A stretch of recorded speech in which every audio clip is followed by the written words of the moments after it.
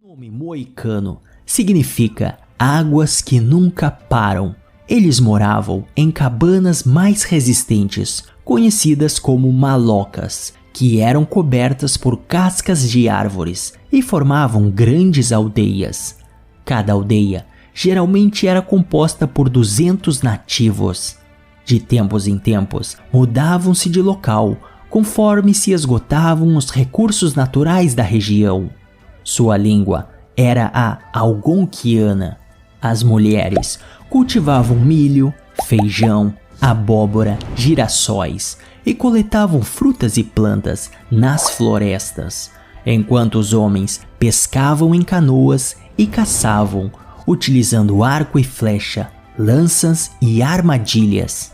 Eles faziam incursões a lugares distantes para caçarem animais, e quando retornavam às aldeias, faziam grandes festejos e rituais. Os idosos se abstinham dessas atividades, permanecendo nas aldeias, onde faziam artesanatos e peças de cerâmica.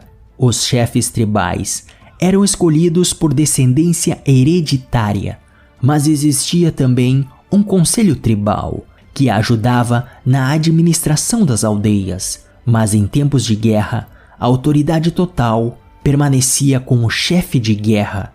Existiam 3 clãs: o clã do urso, o clã da tartaruga e o clã do lobo.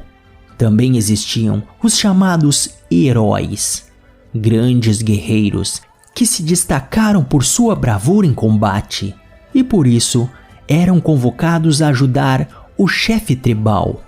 Eles tinham o hábito de usarem calças e adereços com penas na cabeça. Porém, uma de suas mais marcantes características visuais era o fato de que raspavam as laterais de sua cabeça, deixando apenas um rabo de cavalo ou uma faixa central de cabelo, uma espécie de crista, que muitos hoje conhecem como o corte de cabelo moicano.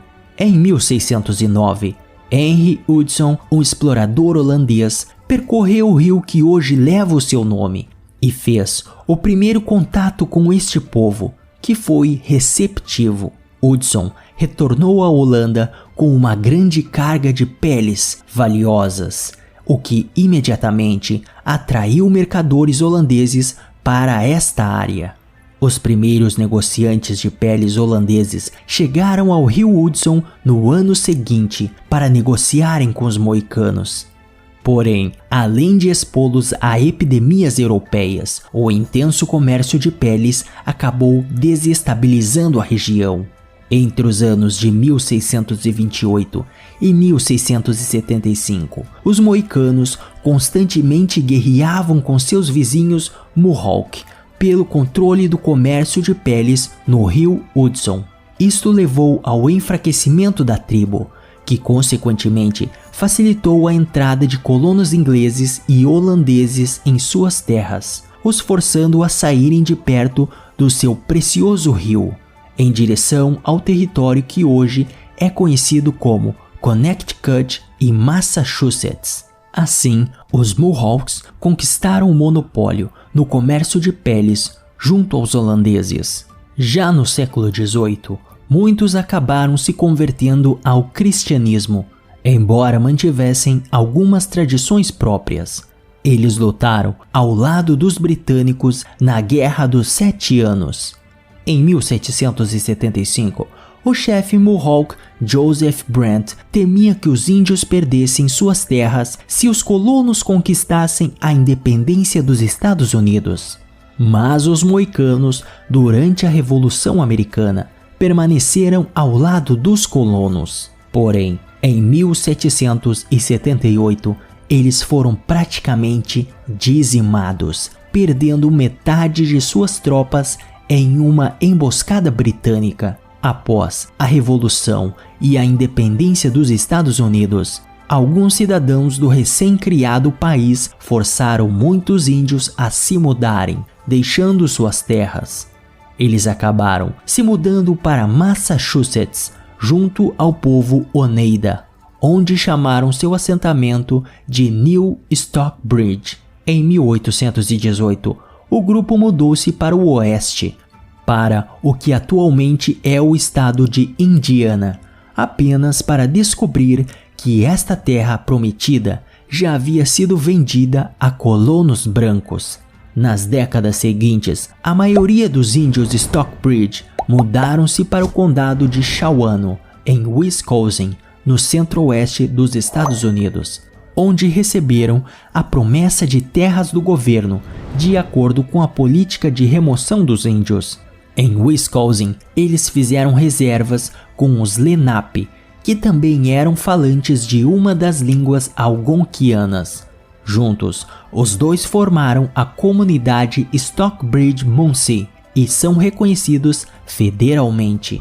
Já no século XX, os Stockbridge-Munsee entraram com ações judiciais contra Nova York, alegando que estes adquiriram suas terras de forma inconstitucional. Em 2011, o governador David Paterson anunciou ter chegado a um acordo com a tribo. Eles receberiam terras no condado de Madison, no estado de Iowa, e no condado de Sullivan, nas montanhas Catskill, em Nova York. No primeiro século em que tiveram contato com os europeus, cerca de 90% da população foi morta devido a doenças como varíola e sarampo, pois os nativos não tinham imunidade para tais doenças. O romancista americano James Fenimore Cooper escreveu um livro romantizado chamado O Último dos Moicanos, em 1826. Porém, existem muitos erros e confusões com as tradições e nomes nesta obra. Já no ano de 1992, um longa-metragem foi produzido baseado neste livro.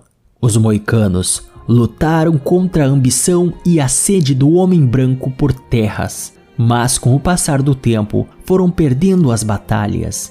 E hoje, apesar de quase não existirem mais, se tornaram um símbolo de luta e resistência às imposições sociais. As estimativas da população indicavam aproximadamente 3.500 descendentes de moicanos no início do século XXI. Então é isso, pessoal. Gostou do vídeo? Inscreva-se no canal e deixe o seu like. Até o próximo